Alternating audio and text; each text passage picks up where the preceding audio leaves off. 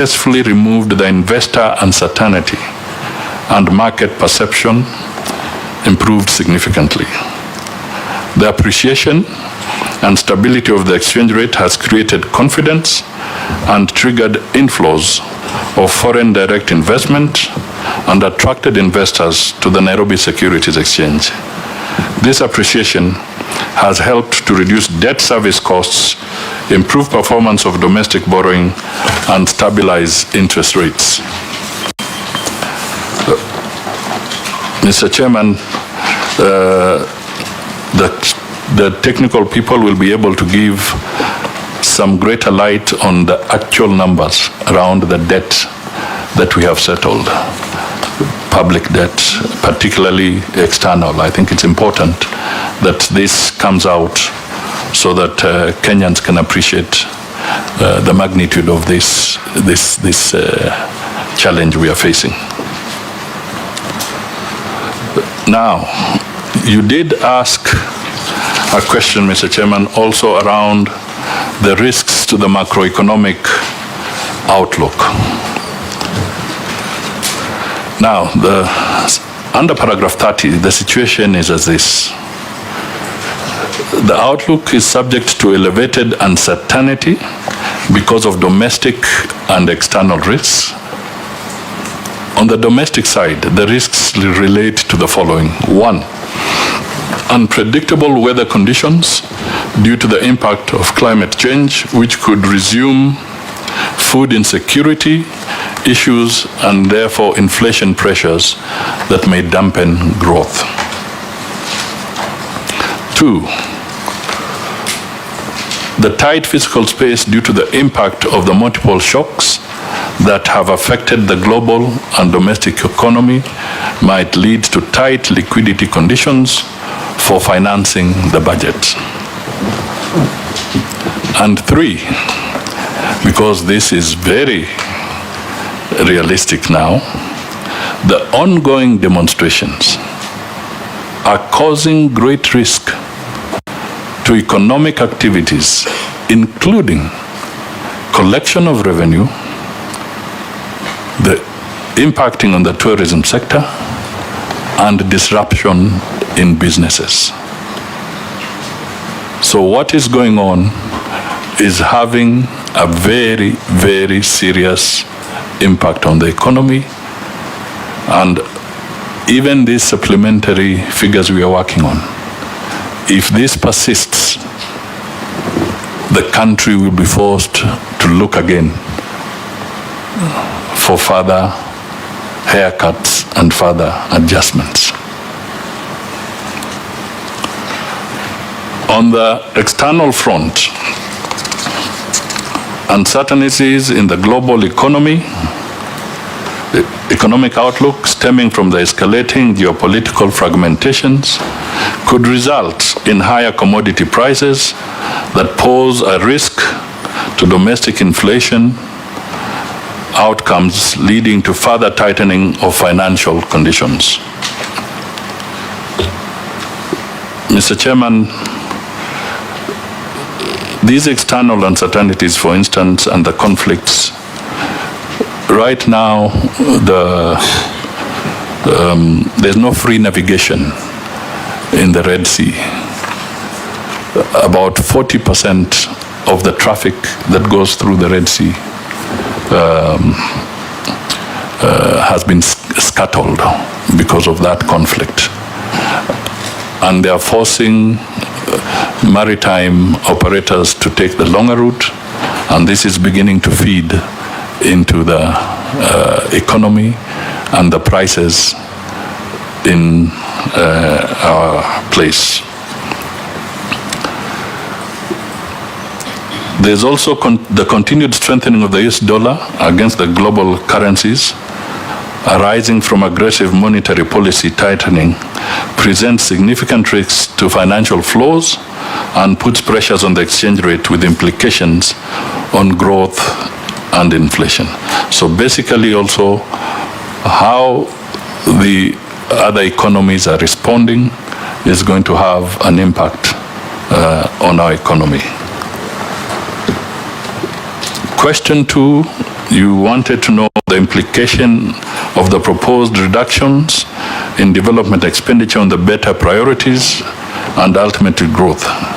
Mr. Chairman, the National Assembly approved 270.9 billion Kenya shillings on account of better priorities while approving the financial year 2024-25 budget estimates.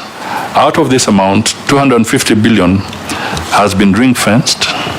The National Treasury will endeavor to prioritize better funded projects in the financial year 2024 budget and medium term. Question 3. You wanted a detailed fiscal framework for the financial year 2024 and 2025 and the medium term. Mr. Chairman, the financial year 2024-25 fiscal framework has been revised to reflect the changes in the financial year 2024-25 expenditure estimates, and we have provided in the folder before you a detailed fiscal framework which has an attachment of Annex 1A and 1B to respond to that issue. So I'll draw members to the annexes in the document. Question 4. You wanted to know the basis and criteria informing the sectors or areas where the budget has been rationalized. Mr. Chairman, the National Assembly approved the Finance Bill 2024 on 25th June 2024. However, His Excellency the President of the Republic of Kenya declined to assent to the Finance Bill 2024. The Finance Bill was meant to create additional resources amounting to 344.3 billion. The withdrawal of the said bill created a financing gap of a similar amount in order to align the financial year 2024-25 budget estimates. We have rationalized the budget estimates by 178.3 billion Kenya shillings in the following manner. Recurrent budget rationalization. In the recurrent budget, we are proposing to rationalize expenditure amounting to 40.3 billion Kenya shillings. This amount is inclusive of 2.7 billion rationalization under Parliament, 500 million under the judiciary. The rationalization targeted non-priority areas in the recurrent budget, as well as rationalization of salary adjustments for civil servants and teachers. B, rationalization of personnel emoluments. Mr. Chairman, we propose to rationalize allocations for Phase 2, salary adjustments for teachers and civil servants amounting to 15 billion Kenya shillings. This comprises Kenya shillings 10 billion for salary adjustment for teachers and 5 billion for civil servants. And B, rationalization of offices of First Lady and spouse to the Deputy President and advisors under the Presidency. Mr. Chairman, as directed, we have rationalized 1.525 billion from the offices of the First Lady and the spouse to the Deputy President after exempting allocations for salaries to employees and advisors under the Presidency. The current items are indicated in detail in Table 5. That gives you the percentage of cuts and all the areas that have been affected. Table 5 on page 17. On the development budget rationalization, Mr. Chairman, we propose to rationalize the development budget with the exemption of GOK counterpart funding as well as critical ongoing projects. We rationalized projects by 138.5 billion from Government of Kenya funded projects. This includes 8.3 billion from the NG CDF and Kenya shillings 1 billion from Parliament, and Kenya shillings 800 million from the judiciary. And some of the affected areas I'll come to shortly, I will highlight. But I just want to point out that when we say exemption to GOK counterpart funding, honorable members, I know you're familiar with it, but the general public may not be familiar with the whole idea of why, what we mean by counterpart funding here. This is where there's supposed to be a government of Kenya contribution, and then the rest of the money comes from the donor that is funding that particular project. Now, some of the major areas affected by rationalization of the development budget include the following. And I had highlighted some earlier, but let me repeat. 14.1 billion for roads projects, 14.6 billion for electrification, that is the last mile and public facilities, 6.5 billion for water and sanitation, 6.5 for police modernization, 3.3 billion for settlement of the landless, 3.1 billion for construction and equipping TVET institutes, 5.2 billion school infrastructure, 3.3 university infrastructure, and 2 billion the University Hustlers Fund. Mr. Chairman, you had question 5, and you wanted a detailed list of the public participation projects affected by the budget rationalization.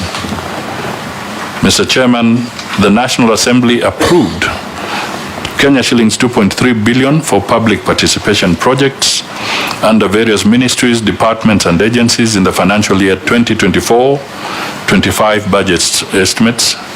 Out of this amount, 1.5 billion has been rationalized, and the details are again in your folder as captured in Annex 2.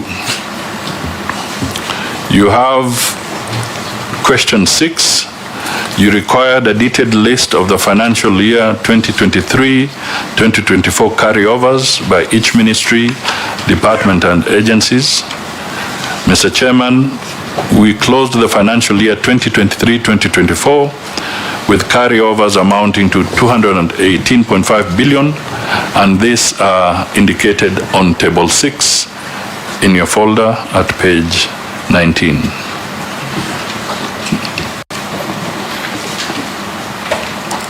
Now, Mr. Chairman, I think there are some indications of the highlights with